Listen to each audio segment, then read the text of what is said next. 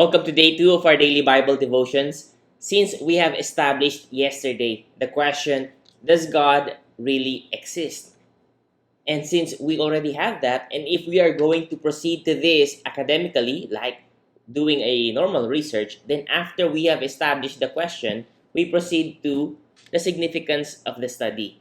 Is it even important for us to talk about the existence of God? Do we really need to ask this? Do we really need to answer this? And one answer to that is this. Even Hank Green of Crash Course Philosophy agrees with this, that nothing has shaped history more than religion. Nothing. Go back to history. I know because I study and teach history, but if you're not very familiar with this, check history books. Go back. Nothing has shaped history more than religion. And we're not just talking about Christianity, Islam, Hinduism, Buddhism. Go way back. People's perspective about the existence of a supreme being, God or gods, it has always shaped their actions, and therefore it shaped history because actions of mankind create history.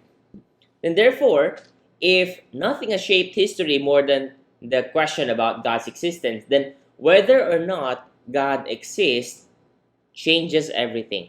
And that is what we want to focus on.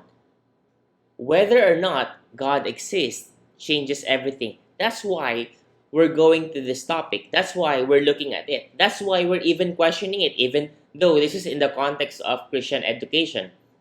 Because if what we know truly is correct, is right, then that affirms our future actions. But what if what we know is not really right? What if what we believe to be true is just a lie all along? Will it change future actions? Definitely. Because whether or not this is true, whether or not God exists, changes our actions, changes our motivations, it changes everything. It changes the meaning of everything. So, does God exist? We may also consider this. Okay, it's significant, but what if we don't answer the question?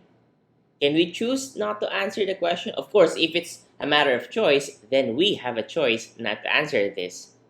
Can we not answer the question? Technically, yes.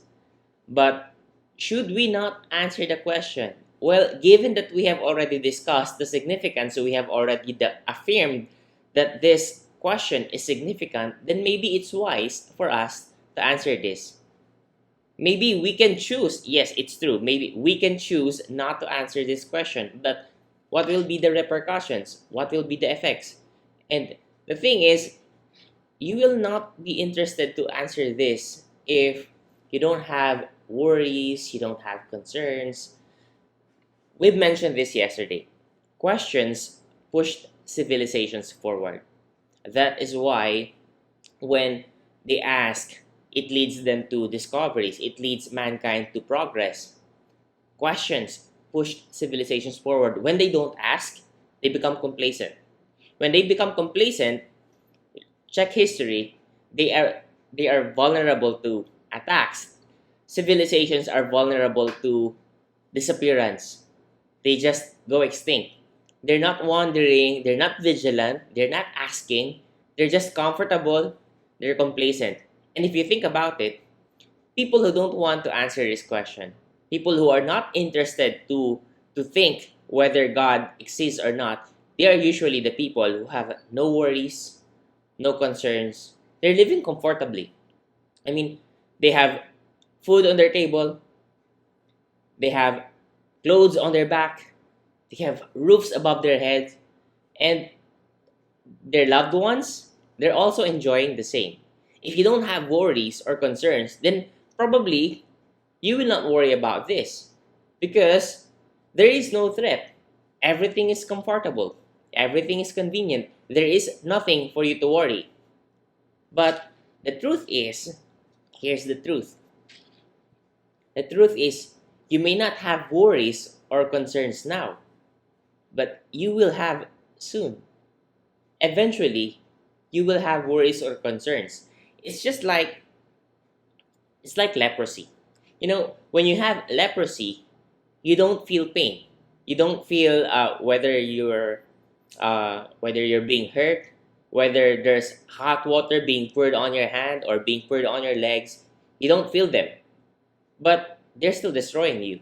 And the thing is, if you don't have worries or concerns, that means you're not feeling the pain. But that doesn't mean nothing is happening. That doesn't mean you're not being destroyed. That doesn't mean you're not being attacked. So, being curious, having worries, having concerns, it's healthy actually. And if you have worries or concerns, it's important to see the world around you with the right perspective, with the right worldview. Because you will not worry about worldview only if you don't have worries or concerns. Are you like that?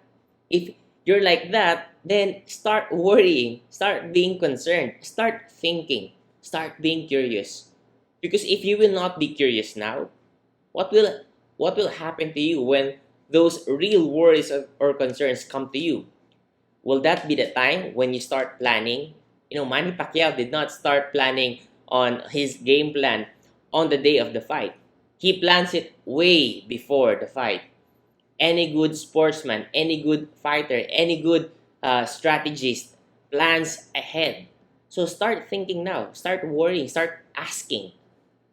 Because if you don't have them now, well, you will have them soon.